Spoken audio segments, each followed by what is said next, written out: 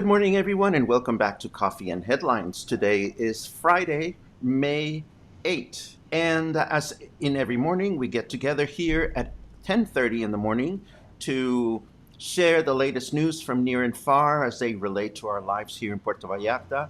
We reach out to one another to connect and to inspire one another through stories and anecdotes and things that are going on around the world. And today we are going to get started with a special guest that we've invited today. She came to Puerto Vallarta for the first time ever back in 2017, and all it took was one trip for her to decide she wanted to move here. A few months later, she shipped a bunch of books down here and opened a bookstore, an English bookstore with a fabulous children's section and a place where you could sit down and hang out with other people. And this happened less than a year ago. And then the rug was pulled under her feet, like many of us. And she's now had to rethink what's going to happen next and how she can continue to move forward through this unexpected calamity. We welcome to our show the wonderful Kelly Casey. Kelly, it's so great to have you with us today. Oh, thank you, Paco. Thank you so much for having me. This is exciting. So, I know because we talked briefly when I came to visit you at your bookstore. You know, you moved here. Something grabbed you, and something compelled you to to come here full time after just one trip. What happened? What sparked your interest in Puerto Vallarta? Well, it actually happened several years before I ever even got here. I met through Friends on Friends on Facebook, one of the local drag queens here, and he was telling me his story about how he retired to Puerto Vallarta, and I'm like, ooh, Mexico, that sounds interesting. And so after November 2016, we all kind of know what happened at that point. I'm from America. In January 2017, I just started thinking, well, maybe, what if, can I do this? And in June 2017 was the first time I came to Puerto Vallarta, and I'm like, yep, that's it. That's where I want to be. So you came down here, you opened your bookstore, and it was going great, right? It really was. I mean, the response from the community was awesome. The greatest compliment I would get, and I would get it a lot, is people that would come in and that would be from London or New York or Chicago or Denver or, Canada. They would say, oh, this reminds me of this great bookstore that I would go to in Toronto, or reminds me of the bookstore I had in London that I'd go to in London. And it was like, okay, I'm giving people a reminds them of. That's what I wanted, a place to remind people of home while they're here. And how exactly did things change once the COVID-19 pandemic unfolded? It all seemed to happen so fast. January 1st because I opened in November 2019. The books were shipped down. We spent all summer of 2019 redoing the workspace, getting the shop ready, shipped down. I had 8 huge crates of books. Between 8,000 and 10,000 books were shipped down. And so when this happened, well, in January 1st, it was raining that day. And from where I am, I can see the airport. And that day I was watching airplanes coming in over the bay because they have to land differently. And it was plane after plane after plane coming in, and each one was filled with people. And I was like, oh, this is so exciting. And then March came, and my customers that I had become friends with that were family, they were coming in going, we're trying to figure out, should we go, should we stay, should we leave now, should we not? And going through those pros and cons with them and watching people coming in with their suitcases going, okay, this is our last stop before we fly out. And then I started thinking, okay, what do I need to do? So I started reducing the number of tables. I closed the children's room, and this all happened within days. Then March 20th, it was I need to close the shop. It just didn't feel comfortable or safe at that point to be open. So we've been closed since March 20th.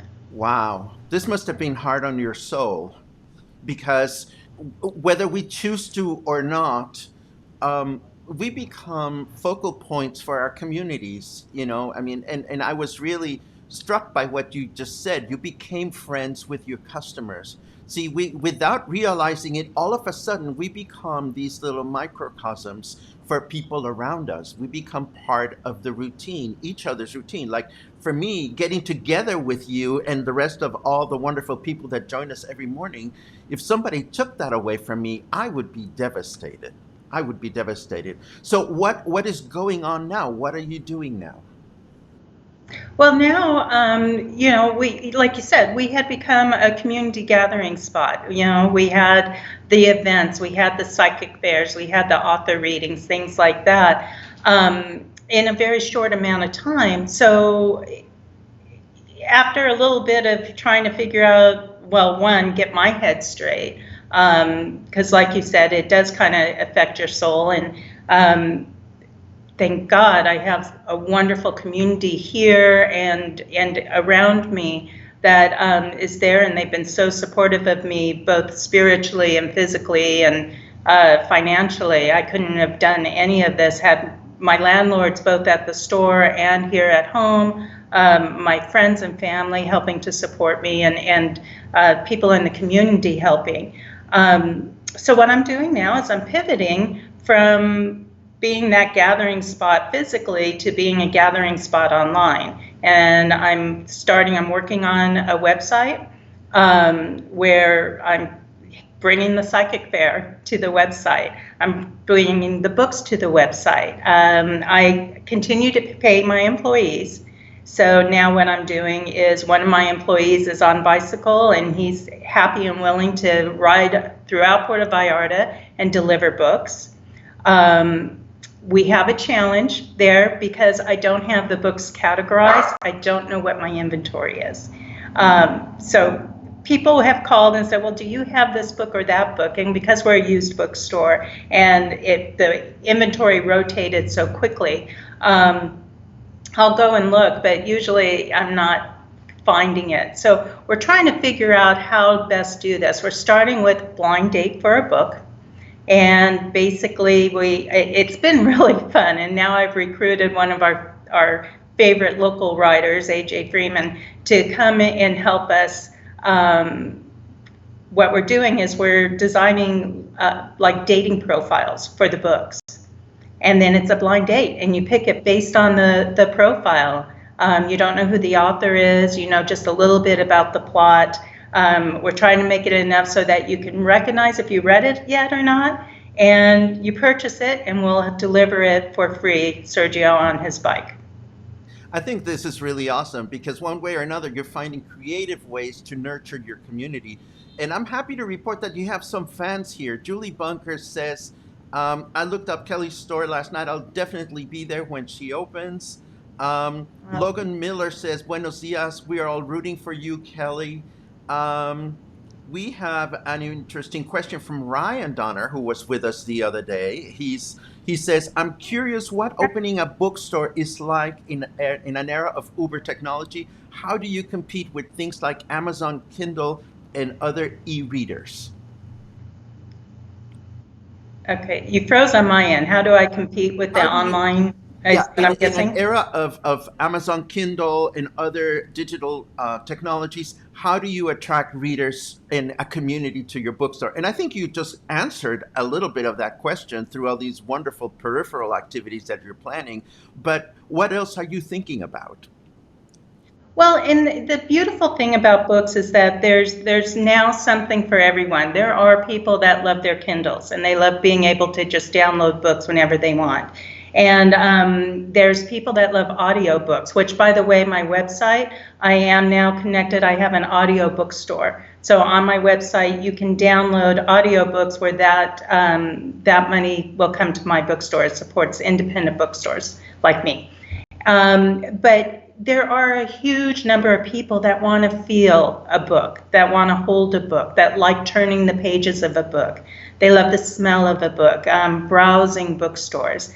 And those are the people that that loved coming into the living room. Now, as far as your locale in Marina Vallarta, I know that you're located like less than 20 meters from the lighthouse on Calle Timon, on Timon Street. Are you still holding on to that spot and you're planning to reopen, or did you have to let it go? What's going on with the physical location of the bookstore? No, the spot's still there. My books, everything's still there.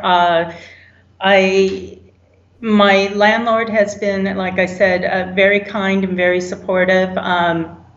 And he's working with me on the rents so that I can just kind of keep things. Basically, the way I'm looking at it, we're in pause.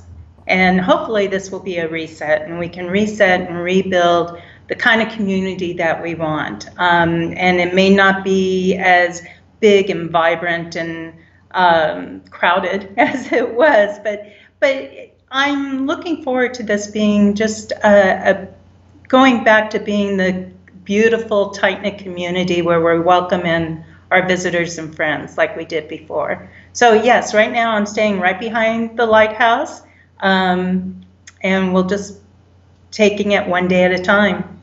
Well, I am sure you will have no problems in rebuilding your community just based on some of the comments that I'm reading here. Michal says, I love reading an actual book. I do ebooks to audio, but nothing replaces a book or newspaper in my hand. Gail Fuller chimes with a similar commentary. So many of us prefer to hold a book in our hands. Stacy Simonian says the same thing. There's nothing like a good old-fashioned book. What great support from the community. What do you need right now? What do you need right now, Kelly? Because, I mean, aside from the fact that we're sending you all kinds of positive, good vibes, what do you need right now?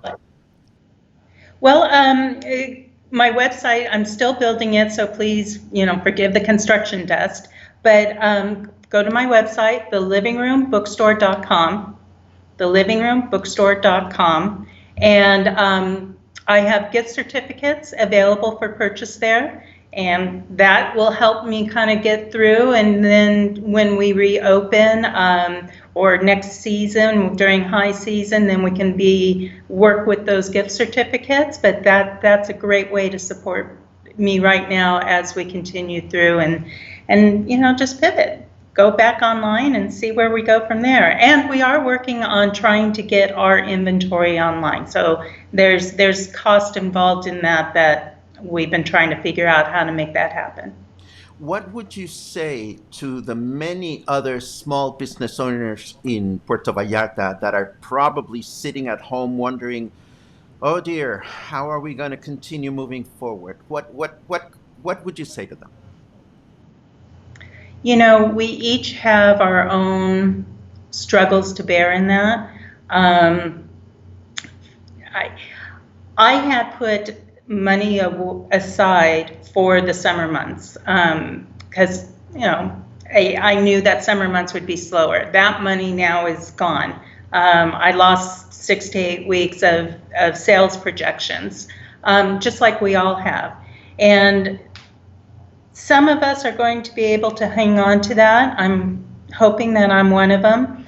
The business leaders that I've been following and that I tend to resonate with what they're saying is it's not time to open up until everybody can be safe.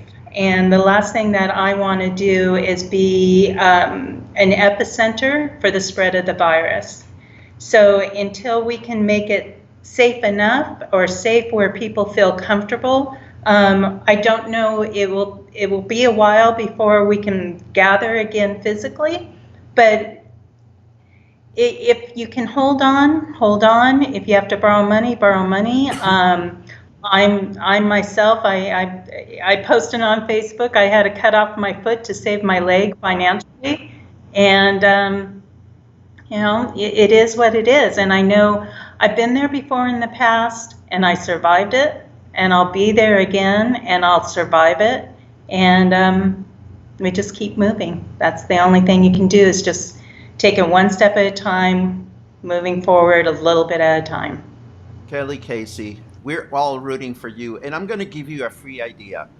Um, and Okay. and you may like it or dislike it. I would like to volunteer this idea. It's a gift. If you want it, you can have it. If not, that's okay. Um, you should get important people. Well, everybody's important, but you should get prominent people from the city to read chapters of books. You know, children have been really important to you because you've had a children's bookstore. When I was working as consultant for the Los Mangos Public Library, one of the ideas that we discussed that never really took off, and I dare say it was my idea, is to have a adult reading competition of children's books. You know, get Oh, important adults, prominent adults from the city. It could be chefs from restaurants, it could be business owners. Have them read chapters of children's books and have a panel of children judges, you know, to oh, have the kids evaluate the adult readers just to see who is a more entertaining reader of young adults. I mean, the possibilities are endless, you know, and you could have this awesome competition in which you were granted, the readers, the option to use their hands or maybe use a prop, right. and it would be up to the children to determine who turned out to be the funniest reader. I mean, you could really come up with a huge event, or simply have people read. You know, one of the news items, I'm going to get Yeah. ahead of myself. One of the news items that I'm going to mention today is that the actor that played Gollum in the Hobbit movies, you know, the one that goes around going, "My precious," he's reading the whole book today. He's taking like 8 or 10 hours to read the whole book from beginning to end. Starting later on today, he's only going to stop to go to the bathroom or have a light meal. I mean, there's all kinds of options, and my wish for you, Kelly, is that you will find a way to continue nurturing your community. And what you've said is very heartfelt. You know, we all need to be mindful of moving forward with things once they're safe, because safety and well-being is the most important thing. I'm sure that the books will sell themselves if you are careful and mindful of looking after your community, nurturing it, building it, and giving your community something to work with. And Um, taking care of each other. Absolutely, absolutely. Let's take a look at another ideas. Ryan Donner says he's excited to visit once you reopen. Kelly says the Right. gift certificates are a wonderful idea. Great way for us to support your beautiful store. Um, Paul wants bedtime storytellers. I love this. Please give us your website again, and I'll be sure to include it in the show notes once we're over today. What is your website again, please? Great.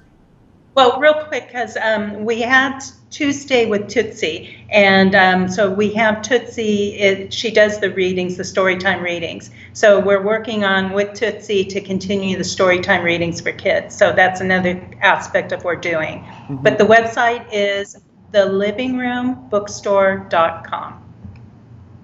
Kelly Casey, we wish you the best in this challenging time. I'm so glad that you've joined us in past mornings. You're always welcome. This is your space. Whenever you're ready to share anything new and exciting that's going on at your end of the city, please let us know. We will be so very happy to support you. Wonderful, Paco. Thank you so much. Kelly Really appreciate Casey, it. have a great day. You too. And here we go. Oh, how nice to hear that. You know, we're all in this together, friends. This is something that, you know, we're all concerned about our well being, but somehow being reminded that there are other people going through similar situations is a way to navigate through this challenging time. Let me move on to some of our headlines because we have quite a few today. It is Friday, and of course, it feels like any other day, but nonetheless, of weekendish headlines to share. Let's start with some of the serious stuff. Um, we learned from La Jornada that Aeromexico joins other airlines in making the face mask mandatory as you're flying. This is comforting to know. Um, and we also read about how this notion that middle seats in airplanes are currently not being used because of social distancing. But this article from Yahoo tells us how this is not realistic in the long term, given the fact that it comes down to money. The article says there's an interesting figure here that says um, if planes continue to fly with a middle aisle unoccupied, average fares would jump 43 to 54% around the world, depending on the region. So, if this is something that is important to you, I will share the news, the link to this news item when we're done. Speaking of planes, talk about a good idea in the wrong place and time. JetBlue decided that they would salute health workers in New York City by taking three of their jumbo jets flying at low altitude over New York City. The intention is good, but apparently New Yorkers are too closely reminded of a horrible day in which they saw airlines, uh, planes flying very low around New York City, and we don't need to be reminded of 9/11. So we don't know if JetBlue will actually follow up on this idea or not. Personally, if I lived in Manhattan, the last thing I would like to see is planes flying at low altitude in my city, no matter what kind of plane. Um, Yesterday, we started talking about this movement in Mexico about a new certification for businesses, which is called COVID free or COVID Zero, which stands for zero. And this is a hygiene protocol that hotel motel associations are trying to implement in an effort to guarantee that rooms and common areas in hotels are up to par when it's time to receive new visitors, new tourists.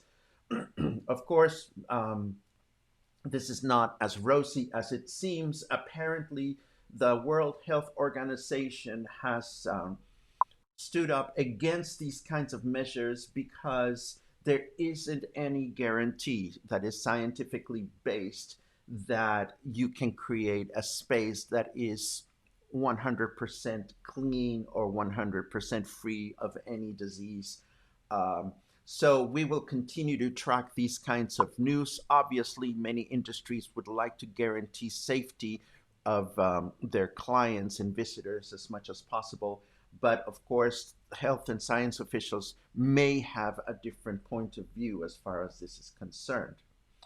Um, we're always out and about with our phones without realizing that by keeping our phones in our hands while we're out and about, our phones could become a place where all kinds of dirt and other things can accumulate. So I found this how to clean your dirty iPhone guide for us to take a look at.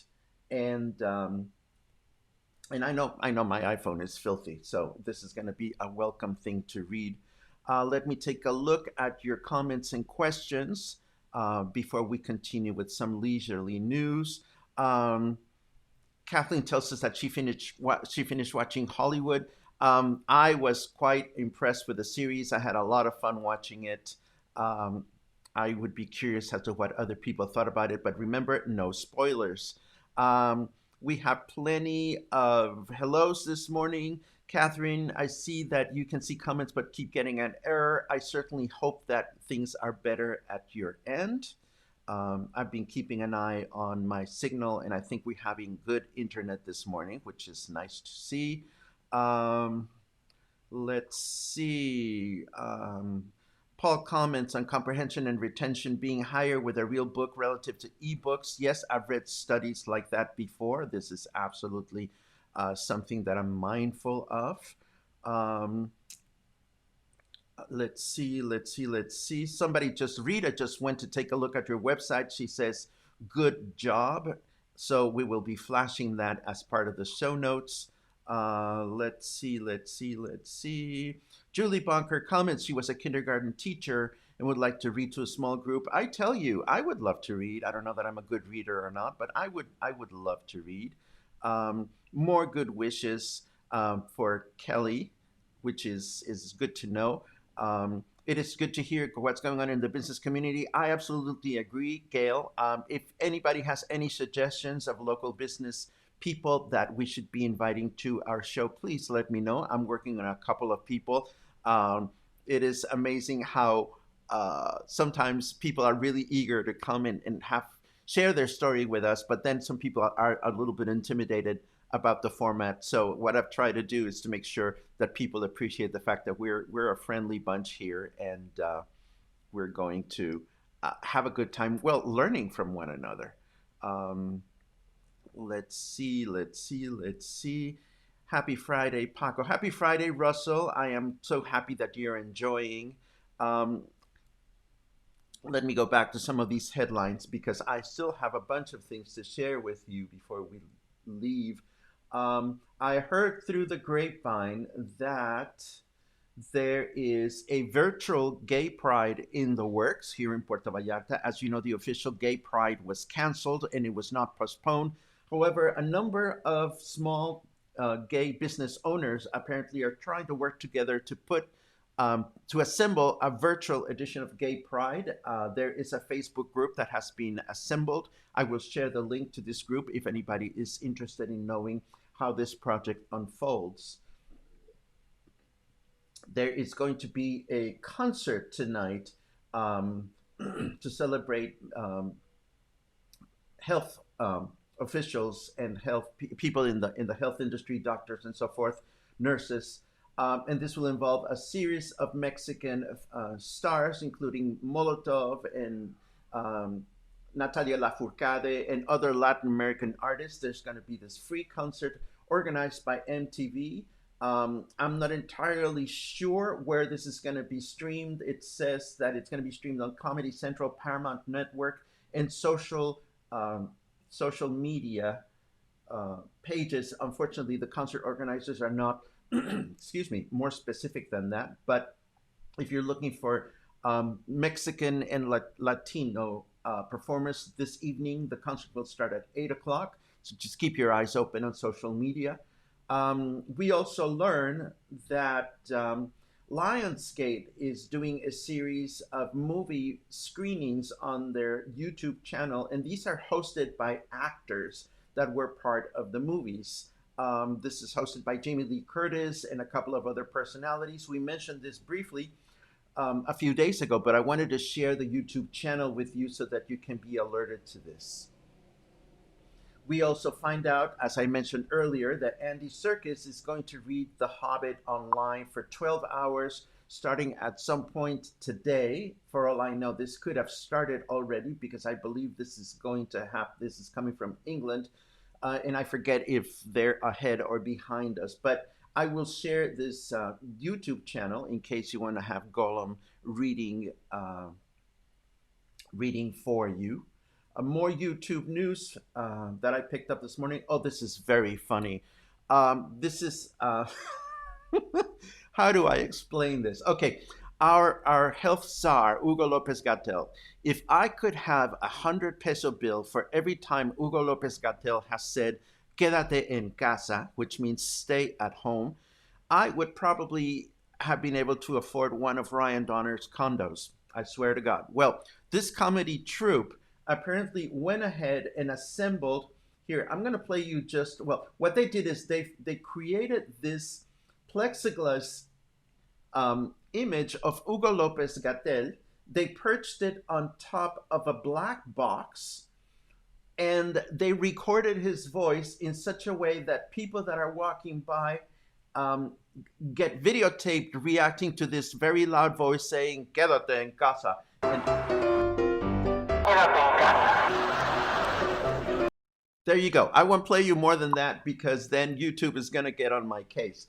But I watched it. It's really silly. It's very funny. You have to have a sense of humor, I suppose. Anyhow, I'll share this with you once we're done. Also from YouTube, we mentioned a few days ago thanks to Rita Myers, that Opera Philadelphia is doing all kinds of contemporary operas. Well, I wanted to share their YouTube page because this is happening. This is literally happening in a couple of days. They're going to be premiering an opera called We Shall Not Be Moved, which promises to be very exciting. We also have a concert coming up this afternoon by Yo-Yo Ma and his Silk Road Ensemble. This is going to be streamed at 3 p.m. on the Playing for Change YouTube channel. I will share the link for that as well. And we couldn't end today's broadcast without visiting our favorite charities. I should strike that. Every charity is wonderful. Everybody that is doing something for somebody else during this pandemic is wonderful. There is no such thing as favorite charities, but we have been tracking these too.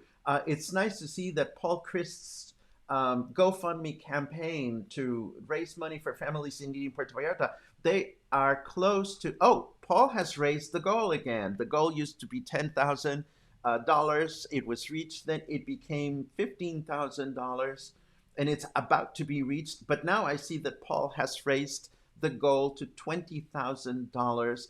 And it's nice to see that people continue to donate and people continue to have the community in mind through these efforts. The other GoFundMe campaign that we had mentioned is this one, which is organized for the LGBTQIA community, all the people that work at gay businesses. And this campaign has a goal of $10,000. It's nice to see that the goal has been met, but I am sure that the need continues to be present. So it is entirely up to us to continue to show solidarity for our community.